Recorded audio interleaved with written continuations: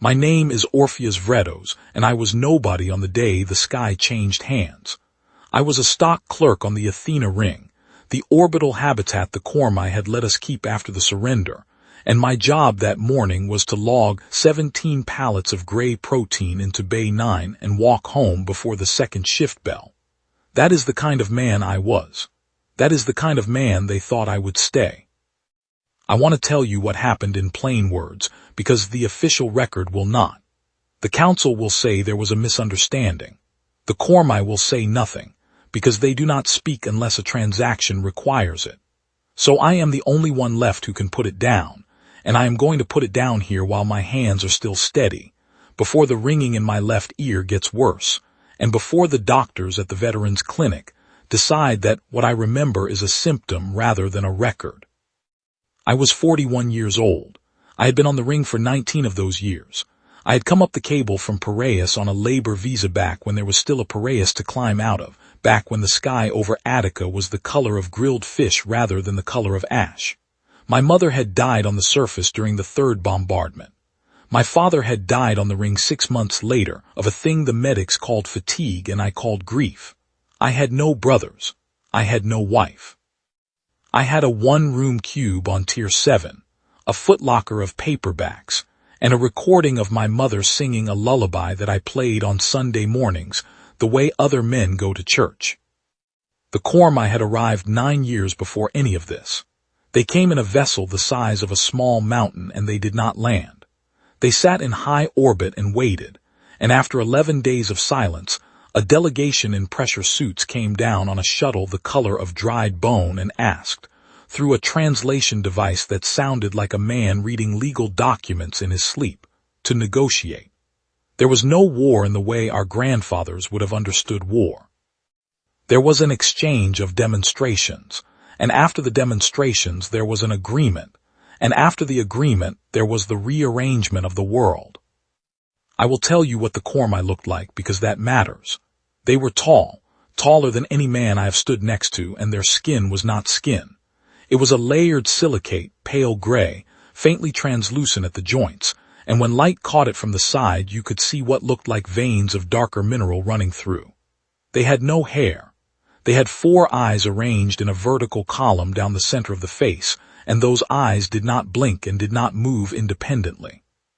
When a Khormai looked at you, all 4 eyes tracked you at once. It felt like being read by a column of judges. They did not bleed. We learned this early. A dockhand named Stelios took a maintenance hook to the chest of one of them during the first week of the occupation, and the hook went in and came out, and the Khormai simply turned around and walked back to the lift with a hole through its torso that was already closing as it walked. They executed Stelios in the corridor outside Bay 2, not by shooting him, but by reaching into his chest and removing something. I did not see it. I saw the body afterwards. The body did not look injured. It looked unfinished. The other thing about the Khormai, the thing the council never put on the recruitment posters, is that they did not lie. They told us this themselves on the second day of the occupation, in the broadcast that translated their treaty into 17 of our languages. They said, "We do not deceive. We trade. Every exchange is recorded. Every promise is binding. Your species lies as a matter of habit, and this is why your species suffers. We will not lie to you. We expect in return that you will accept what we tell you as true." What they did instead of lying was simpler and worse. They priced everything. They walked through our markets and our hospitals and our memorial halls, and they assigned a number to each thing they saw, and the number was the value the Khormai placed on that thing as a unit of trade. A loaf of bread had a number. A liter of water had a number. A child had a number. A widow's grief had a number, and that surprised me at first, until I understood that to the Khormai a memory was the same kind of object as a loaf of bread. A thing produced by a process. A thing that could be lifted out of the producer and held in the hand and exchanged for something else of equal weight. They had a device for it. I saw the device once in passing in the corridor outside the council annex on Tier 3. It was a slim gray cylinder about the length of a man's forearm, and one end of it ended in a cluster of fine silver filaments that looked like the legs of a very small spider. A Khormai broker carried it across his palm the way a doctor carries a stethoscope. They called it, in their language, by a word that translated to the harvest tool.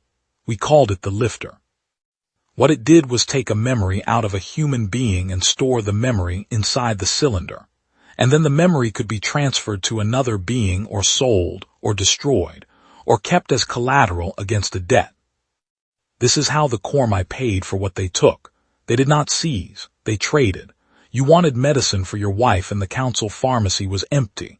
A Khormai broker would meet you in a clean gray room and offer you the medicine in exchange for a specific memory, always a specific one. They would name it the way a butcher names a cut.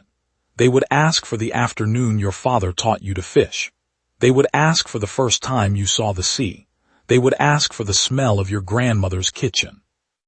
And when the trade was made and the lifter had done its work, you would walk out of the room with the medicine in your hand and a clean gray blank in your head where the memory had been. And you would know that there had once been something there. The way you know there has once been a tooth in a socket your tongue keeps finding, but you would not be able to fill the space. People did it. Of course people did it. A wife dying of kidney failure is more urgent than the afternoon you learned to fish. A son with a broken spine is more urgent than your grandmother's kitchen. The Khormai understood this. They were not cruel. They were simply patient, and the patience itself was a kind of cruelty, because they knew that sooner or later every one of us would walk into a clean gray room and trade away the parts of ourselves that made us worth keeping. I had not traded anything. I had nothing worth saving from. My mother's lullaby was on a chip, not in my head, and I had taken some comfort in that. I thought I was safe. I thought a man who already had nothing left to lose was a man the Khormai could not touch. This is the part of the story where I tell you about Evridiki. She came down the cable on a prisoner transport in the spring of what we were still calling the second year of the armistice. I do not know what she had been imprisoned for, on the surface, and I never asked her. The council did not publish those records. What I know is that she stepped off the lift onto Tier 7 with a paper ration card in her hand, and a number tattooed on the inside of her wrist. And the assignment office sent her to the canteen at the end of my corridor to work as a server. And the first time I saw her, she was standing at the urn pouring tea for a foreman who was complaining about the temperature.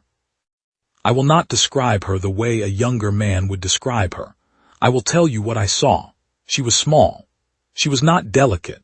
She had the shoulders of a person who had spent years carrying something heavier than her own weight, and she had the eyes of a person who had decided, some time before I met her, that flinching was a luxury she could no longer afford. Her hair was cut short and badly, the way a prisoner cuts her own hair. When she set down the foreman's tea, the foreman said something I did not catch, and she looked at him the way you look at a dog that has just barked at a wall, and the foreman shut up and drank his tea. I do not believe in love at first sight. I am too old and I have seen too many men make fools of themselves over a face. What I felt that first morning in the canteen was something duller and more durable. I felt a kind of recognition. I looked at Evridiki and I thought, that is a person who has been told she is not worth keeping and she has decided to keep herself anyway. I thought, I would like to know how that is done. It took me 4 weeks to say a sentence to her that was not about the tea. Her name was Evridiki Lazos. She was 29. She had been on the surface during the bombardments and she had family who had died in the first year of the Khormai, and the prison had been on what used to be Crete, in a converted resort that the council had repurposed because there was no money for new construction. She told me these things in pieces, across a counter, between customers. She did not ask me anything in return for a long time. I think she had been in a place where asking questions was dangerous, and she was not yet sure I was safe to ask. When she finally did ask, the question was, "What do you do on your day off?" And I told her I read paperbacks and I listened to a recording of my mother singing. And she said, "I would like to hear it." And I said, "It is on Sunday." And she said, "Then on Sunday." She came to my cube on a Sunday morning and we drank instant coffee and I played her the lullaby. and she sat on my one chair with her hands folded in her lap, and she listened the way a person listens in church. And when the song was finished, she said, very quietly, "My mother used to sing that." And I said, "A lot of mothers sang that." And she said, "Yes, but mine sang it badly, and yours sings it well, and it is good to hear it sung well." That was the beginning of it. I am not going to tell you about the months that followed in any detail, because the months were ordinary and the ordinariness was the point. We ate together. We walked the inner ring on the days the air filters were running at full capacity and the corridors smelled almost clean. She brought me a book she had stolen from the canteen library, a collection of poems by a man neither of us had heard of, and I read it aloud to her one evening because her eyes were tired from a double shift. We did not speak about the surface. We did not speak about the prison. We built, between us, a small clean room in the middle of an occupied station, and for a season the Khormai did not come into the room, and I thought, with the particular stupidity of a man who has been alone for a long time, that perhaps they would not. The photographer came in the autumn. I do not know what his name was. I never learned it. He was a Khormai broker who worked the lower tiers, and his speciality was what they called intimate harvest, which meant memories of bodies, memories of touch, memories of the specific weight of a particular person against you in the dark. He paid well for these. He paid in food vouchers and in medical credits, and in the rare and precious paper passes that allowed a human to travel between tiers without a council escort. The Khormai had discovered, early in the occupation, that there was a market among their own kind for human intimacy as a stored experience. They could not feel it themselves. They could only hold the recording and pass it between them, the way men pass a bottle. Evridiki had a sister still on the surface. I did not know this until the night the photographer came for her. She had a sister named Despoina who was 16 years old and who lived in a refugee camp outside what used to be Patras, and Despoina had developed a swelling in her throat that the camp medics could not treat, and that the council pharmacy on the ring would not supply medicine for without a level 4 trade. A level 4 trade was not a memory of a fishing trip. A level 4 trade was a marriage, a childhood, a face. Evridiki did not tell me she had gone to the photographer. She told me afterwards. She came back to my cube on a Tuesday evening with a paper envelope in her hand that contained a prescription pass for a drug called Coronox, and she sat down on my one chair and she said, in a voice that was perfectly level, "I have done a thing, and you should know what it was." She told me. She told me the broker had asked for the memory of her first lover, a boy she had known on the surface when she was 17, and she had given it. She told me the lifter had taken 12 minutes, and that during those 12 minutes she had felt nothing, because the Khormai numb the producer before they harvest, the way a butcher stuns the animal. She told me that when she walked out of the room she had known, in the abstract, that there had once been a boy, but she could not remember his face or his name or the sound of his laugh, and she could not remember being 17, because the boy had been the center of being 17, and without him the year had no shape. She said, I would do it again. For Despoina I would do it again and again and again until there was nothing left of me. And I said, I know. And I held her and she did not cry because she had stopped crying a long time before I met her, and we sat together until the corridor lights cycled to night.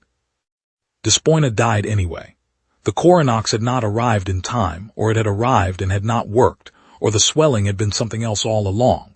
The council sent the death notice to the canteen by interoffice tube, which was the way the council sent all bad news, and Evridiki opened it standing up between the urns, and she folded it twice, and she put it in her apron pocket, and she finished her shift. She came to my cube that night, and she did not speak for 2 hours. Then she said, he still has it. The broker still has the boy, and I said yes, and she said I want it back. I did not understand at first what she was asking for. I thought she meant she wanted the broker punished, and I told her, gently, the way you tell a child something hard, that the Khormai were not punished by humans. I told her that even if I could find the broker, even if I could put my hands on him, My hands would close on silicate and the broker would walk away, and the council would have me taken to a clean gray room and I would not come out. I told her the things a reasonable man tells a grieving woman to keep her alive. She said, I do not want him punished. I want the memory back. I want the boy back. He is the only thing of mine I have given away and I want him back. I said, that is not possible. She said, it is possible. The lifter does not destroy, it stores. The memory is in a cylinder somewhere and the cylinder is in a vault somewhere and the vault is in a place. The place is on this ring. I have asked. I know the tier. I know the corridor. I do not know the room and I do not know the code, but I know the tier and I know the corridor and that is enough to begin. I said, Evridiki, I am a stock clerk. She said, yes. And I am a server and Despoina was 16 and none of us were anything and the Khormai counted on none of us being anything and that is why this might work. I did not agree that night. I told her I would think about it. I told her to sleep. She went back to her own cube and I lay in mine and I watched the slow red blink of the corridor sensor through the gap under my door and I thought about what I owed her and what I owed myself and what kind of man I had been on the morning the sky changed hands and what kind of man I had become since. I thought about my mother on the surface during the third bombardment. I thought about my father dying of fatigue. I thought about the recording of the lullaby. And I thought about how Evridiki had sat in my chair and listened to it and said, it is good to hear it sung well. In the morning, I told her yes. I want to be clear about what I was. I was not a soldier. I had done my mandatory year of council service at 20 on a freight inspection desk, and I had never held a weapon more dangerous than a pallet hook. I did not know how to fight a Khormai, and I did not know how to break into a vault. What I had was a job that took me into every corridor on Tier 4 during the night shift, because Bay 9 drew its stock from a distribution center on Tier 4, and I had a clearance badge that the council had issued me 19 years ago, and that the Khormai had not seen fit to revoke, because in the Khormai's accounting a stock clerk's badge was worth nothing and therefore was not worth taking. The broker's vault was on Tier 4. Evridiki had been told this by a woman in the canteen who had also traded with the photographer and who had also, in her own way, wanted her trade back. The woman could not tell us the room. She could only tell us that the broker walked from the lift on Tier 4 to a specific corridor and then turned left and then she lost sight of him. The corridor she described was the one that ran past the rear of the protein storage. The corridor I walked 4 nights a week. I began to watch. I did not change my route. I did not look up when a Khormai passed. I did what I had done for 19 years, which was push a cart and log pallets and nod at the foreman and go home. And on the nights the broker came through I noted, without writing anything down, where he went and how long he stayed and which doors he passed and which doors he did not. The Khormai do not look at us when we work. We are background to them. We are the color of the wall. This is a thing the council never understood about the occupation, and a thing I am grateful for now, because it was the only weapon I had. It took 11 weeks to find the door. The door was unmarked, the way all Khormai doors are unmarked, and it was set back 2 meters into an alcove that the schematics called a maintenance access. The schematics were lying. The maintenance access did not lead to maintenance. It led to a corridor that the schematics did not show, and at the end of that corridor was a room, and in that room, 4 nights a week between the 2nd and 3rd bells, the broker did his harvest. I told Evridiki on a Sunday morning. We were in my cube and the lullaby was playing and she was sitting in my chair and I said, I have found the room. And she said, good. And I said, I do not know how to get in. And she said, that is the next problem and we will solve it next. We did not solve it next. We solved a different problem first, which was the problem of what we would do if we got in.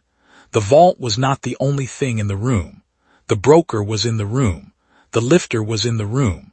The cylinders were in the room, and the cylinders were not labeled with names. They were labeled with numbers in the Khormai script, and neither of us read the Khormai script.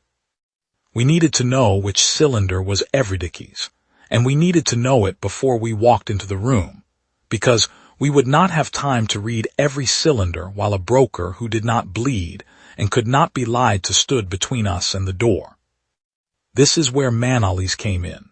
Manolis Petrakis was an old man who had been a translator for the first delegation 9 years before, and who had been put out to pasture in a clerical office on Tier 2 when the council decided that human translators were no longer needed because the Khormai had perfected their own devices. Manolis still read the Khormai script. Manolis still hated them. I had known him since I was a young man on the cable, because he had been a friend of my father's, and I went to his cube on a Wednesday evening with a bottle of the rough council brandy that he had always pretended not to like, and I told him what I needed. Manolis listened. He drank. He said, "You will die." And I said, "Probably." And he said, "She will die too." And I said, "Probably." And he said, "And what do you want me to do?" And I said, "Teach me to read the labels." He taught me. It took 6 weeks.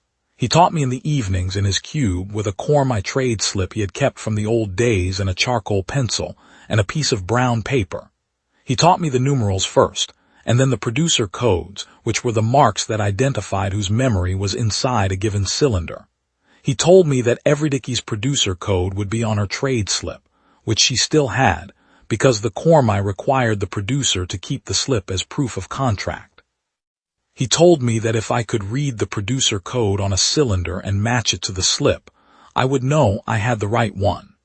He told me that the broker would have between 200 and 300 cylinders in the vault, organized by date, and that with the date of the trade I could narrow it to perhaps 15. On the last evening when I was ready to leave, Manolis put his hand on my arm and said, "Your father was a stubborn man. He was. He was the most stubborn man I knew. He died because he refused to stop grieving, and that is a kind of stubbornness most species cannot afford. You are his son. Do not be afraid of being his son." I said, "I'm afraid." He said, "Good, go anyway." The night we did it was a Thursday in February. The corridor lights on Tier 4 cycled to half power at the second bell, which was a power-saving measure the council had instituted in the 3rd year of the armistice, and which the Khormai had never bothered to overrule. And at half power, the alcove that hid the maintenance access was effectively dark. I went in first with my cart, with 17 pallets logged into Bay 9, and a falsified 18th that gave me a reason to be on the tier an hour later than usual. Evridicky was waiting in the alcove. She had come up the service ladder from Tier 5, because she did not have clearance for Tier 4 and could not use the lift. She had a thin gray coat over her canteen uniform, and she had Despoina's death notice folded in her apron pocket, because she had told me, very calmly, that she wanted Despoina with her when she went into the room. We waited. The broker arrived at 12 minutes past the second bell. He passed within a meter of the alcove, and he did not see us because the alcove was dark and because we were the color of the wall. He keyed the unmarked door. The door opened. He went in. The door closed. We waited another 4 minutes. Then I keyed the door with a maintenance override I had copied from the foreman's terminal 3 weeks before, and the door opened, and we went in. I will tell you what the room looked like. It was small. It was clean. The walls were the pale gray that all Khormai rooms are, and the lighting was the cold, even glow that all Khormai rooms have, and along the back wall there was a rack of cylinders that went from floor to ceiling, and in the center of the room there was a low gray table, and on the low gray table there was the lifter, and behind the lifter, looking at us with all 4 eyes, was the broker. He did not move. He did not reach for anything. He said through his translator in the same legal document voice that all of them used, "This is not a permitted intrusion. You will leave. You will report to the council annex. You will accept the consequences." I said, "We will not." I had practiced that sentence for 6 weeks. I had practiced it in front of the mirror in my cube, and I had practiced it walking the corridor, and I had practiced it lying in bed at night. And when I said it in the room, it came out flatter than I had hoped. But it came out, and the broker's 4 eyes tracked me when I said it. and I had the small, mean satisfaction of knowing that I had been a surprise. He said, "You understand that I will report this. You understand that the council will take from you what is required to balance the cost of this intrusion. You understand that the cost will be high." I said, "Yes." Everydicky said, "I want the cylinder with my producer code." The broker said, "That cylinder is the property of the harvest. It has been recorded as an asset. It cannot be returned. The trade is binding. You have received the prescription pass. The prescription pass has been spent. The exchange is closed." Everydicky said, "My sister is dead." The broker said, "This is regrettable. It does not alter the trade." This is the moment I want to put down carefully, because this is the moment the story turned, and I have thought about it many times since, and I want to be honest about what I think happened. The broker was telling the truth. By the rules of his species, the trade was closed. Everydicky had received what she paid for. The pharmacy's failure to deliver the Coronox in time was a separate transaction, in a separate ledger, and the broker was not responsible for it, and the broker's vault could not be opened to repair it. He was not being cruel. He was being correct. To the Khormai, the difference between cruel and correct was not a difference that mattered. I said, "We're not asking you to alter the trade." He looked at me, all four eyes. I said, "We are taking the cylinder." He said, "You cannot." I said, "We are." He moved then.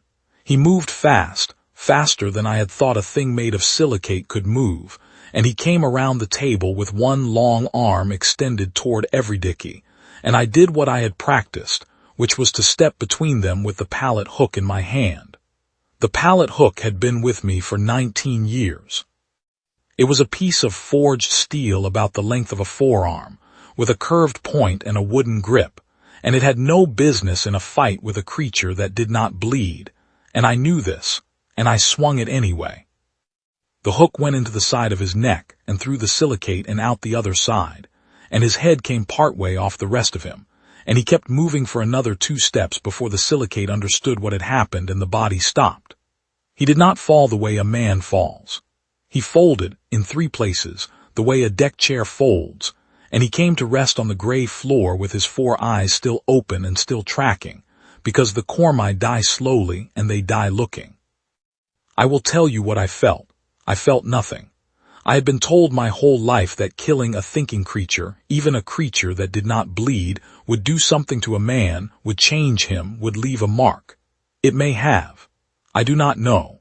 What I felt in the room was the absence of feeling, and I have since come to understand that this absence was itself the mark, and that I will carry it for as long as I carry anything.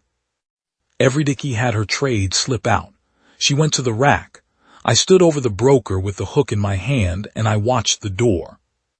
And behind me, I heard her reading the numerals the way Manali's had taught me to read them, working through the dates, working through the producer codes, and after what felt like an hour but was probably 4 minutes, she said, "This one." And she took a cylinder off the rack, and she put it in the inside pocket of her gray coat, and she said, "We go." We went. The corridor was empty, the lift was empty, the service ladder was empty. We came down to Tier 7 at 3 minutes past the 3rd bell, and I walked to my cube and Everydicky walked to hers, because we had agreed, in the planning, that we would not be seen together that night, and we would not be seen together for the next 3 days, and after the 3 days we would meet in the canteen and we would behave as though nothing had happened. And we would wait to see whether the broker's absence was noticed, and whether the unmarked door was opened by a second Khormai who could read the room and could read us. The broker's absence was noticed on the 4th day. The council annex sent a notice to every tier announcing that a Khormai citizen had failed to report, and that any human with information would be compensated at a level 3 rate. Level 3 was generous. Level 3 would buy a kidney. No human came forward. I had not thought any human would, because the broker had been a photographer of intimacies, and there was not a tier on the ring that did not have a person who hated him, and a hated Khormai is the one kind of Khormai a human will not sell. On the 5th day the Khormai sent investigators. They came in groups of 3. They walked the corridors. They asked questions through their translators in the legal document voice. They did not raise the voice. They did not threaten. They simply asked and they recorded the answers and they moved on. They came to the canteen on the 6th day. Evridiki served them tea. They did not drink the tea. They asked her by name whether she had been on Tier 4 on the night of the broker's disappearance. She said, no. She said it the way she had said everything since the night of the room. Flat, level, without flinching. They moved on. They came to me on the 7th day in Bay 9 while I was logging pallets. There were 3 of them. The lead investigator was taller than the others by perhaps a hand's breadth, and his silicate was darker at the joints, which I had learned by then was a marker of age and of rank. He asked me whether I had been on Tier 4 on the night of the broker's disappearance. I said, yes. He asked me whether I had logged 17 pallets in Bay 9 that night. I said, 18. He asked me to repeat that. I said 18. There was a discrepancy in the manifest. The foreman corrected it the next morning. He asked me whether I had seen a Khormai citizen in the corridor outside the protein storage. I said, I see Khormai citizens in that corridor most nights. He asked me whether I had seen this one. He showed me an image projected from a device on his palm. The image was the broker.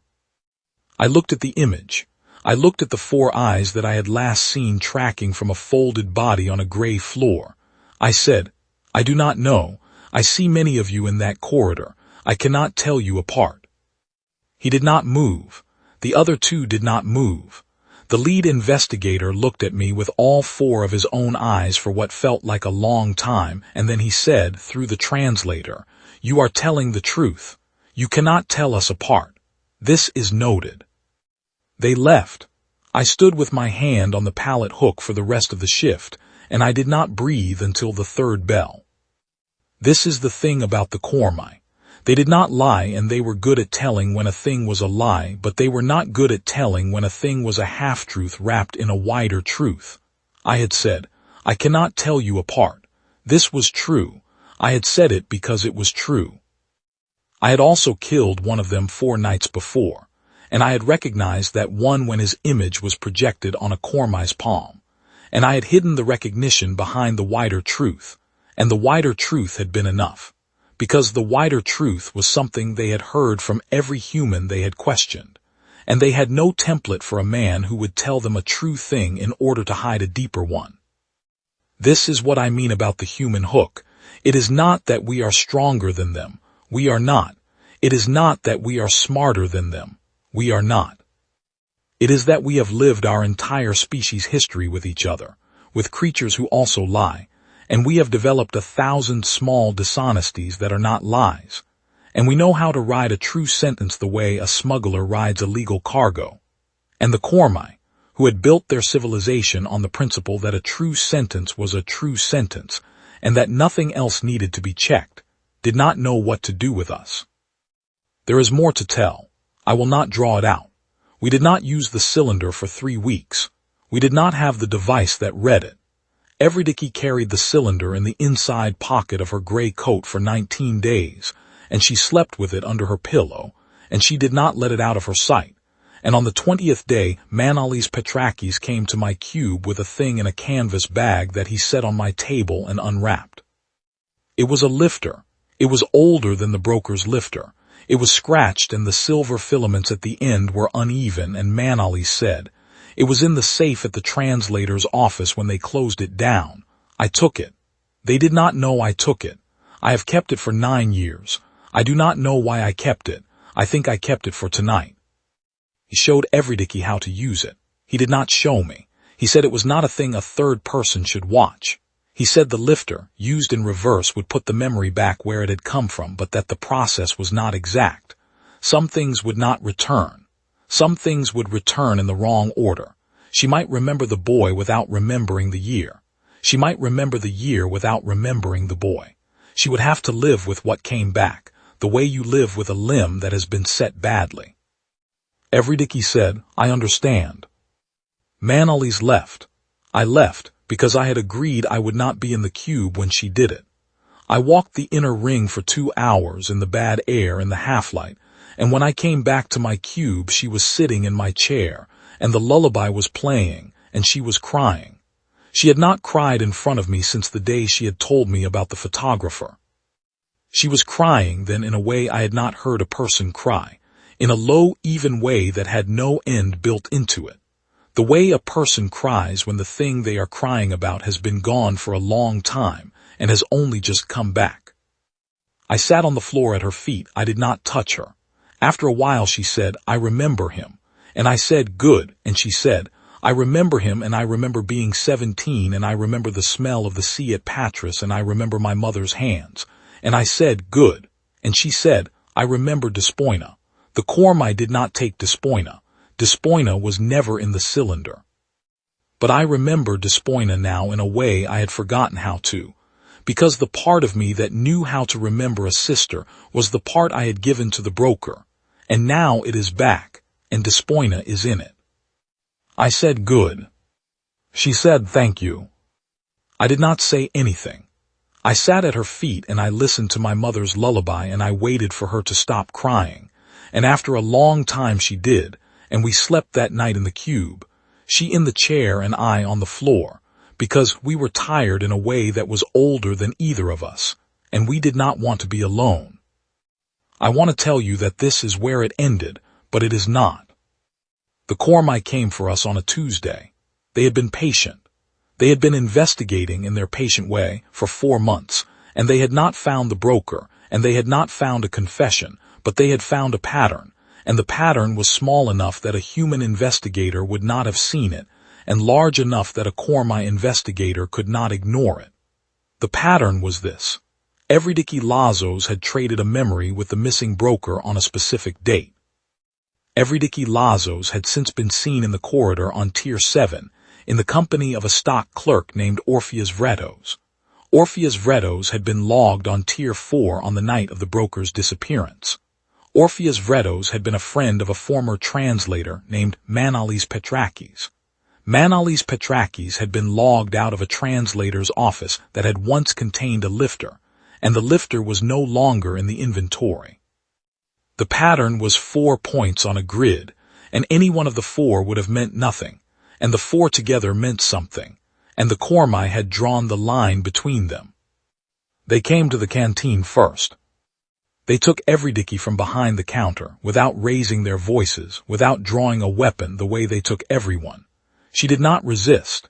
She had told me in the weeks after the room that if they came for her she would not resist, because resistance would cost more and would buy less, and she had spent her whole life calculating costs, and she would not stop now.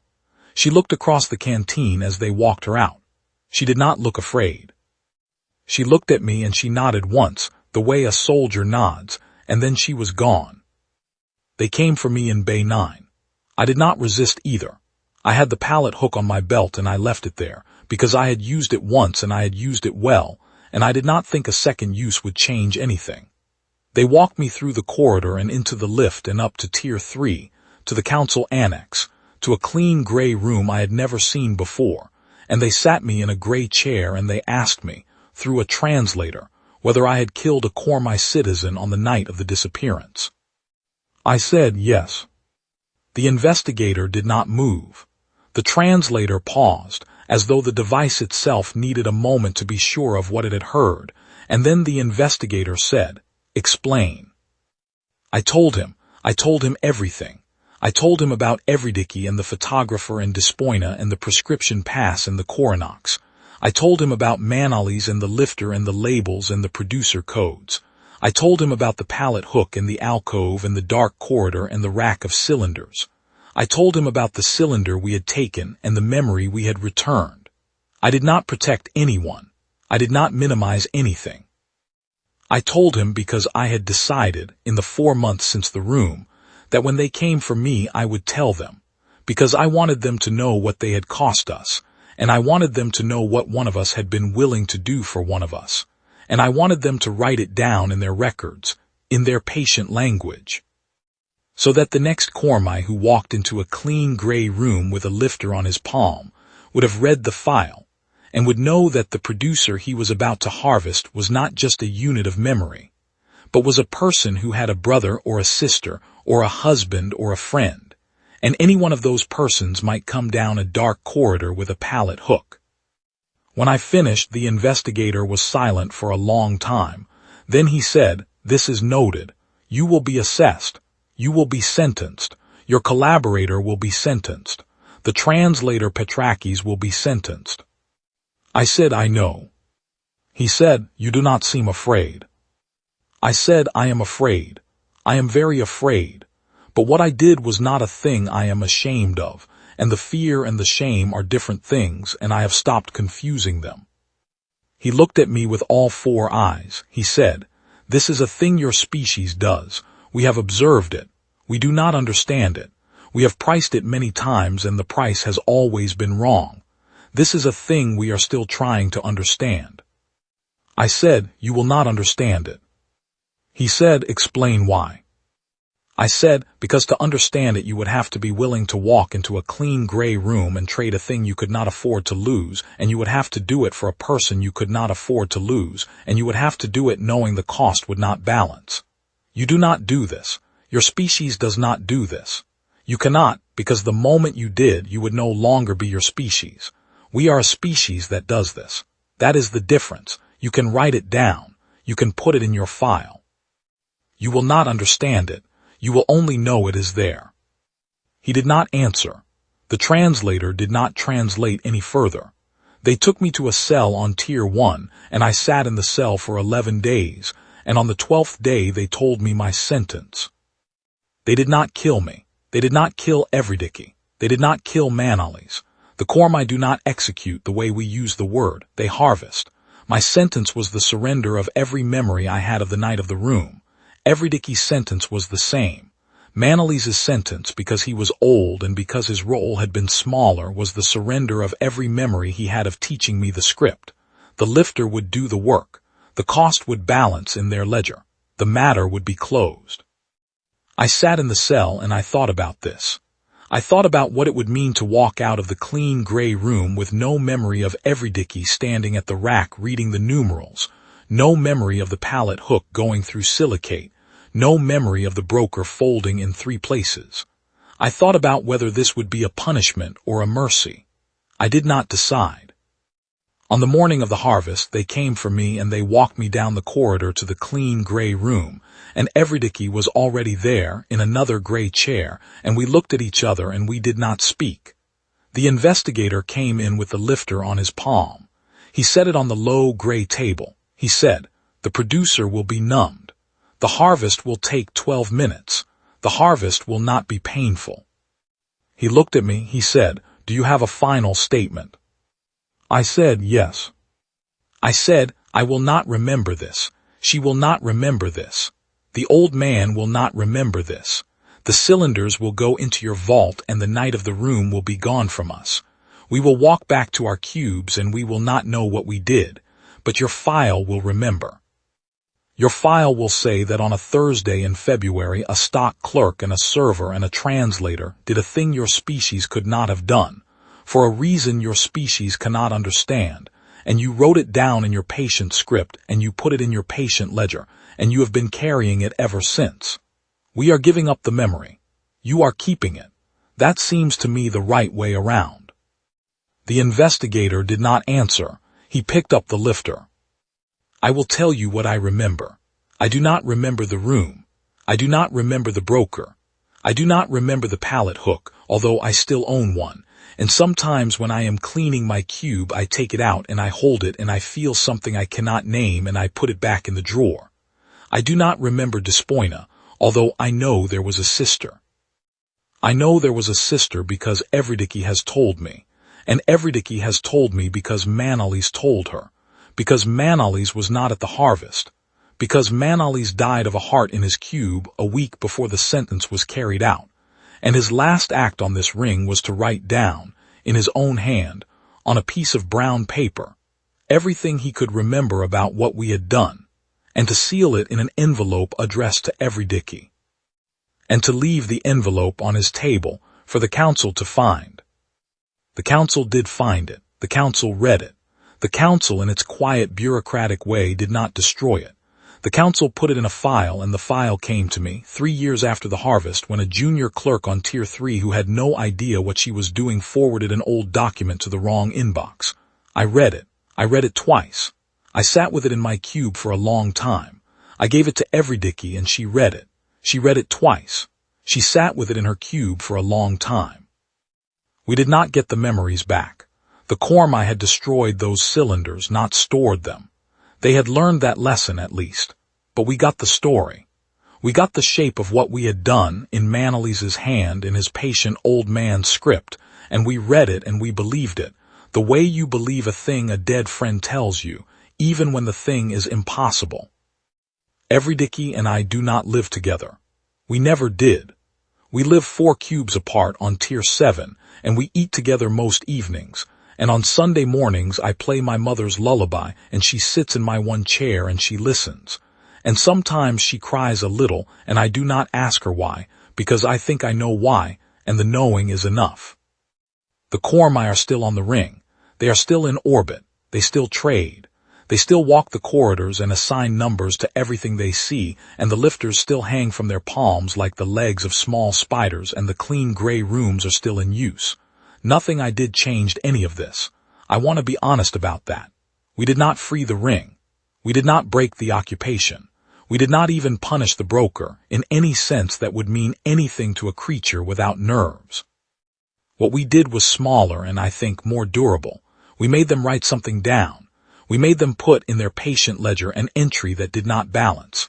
An entry where a unit of memory had been taken from a producer and given to another producer against the rules of the harvest by humans who had walked into a room and done a thing the Khormai could not price. The entry is in the file. The file is in the vault.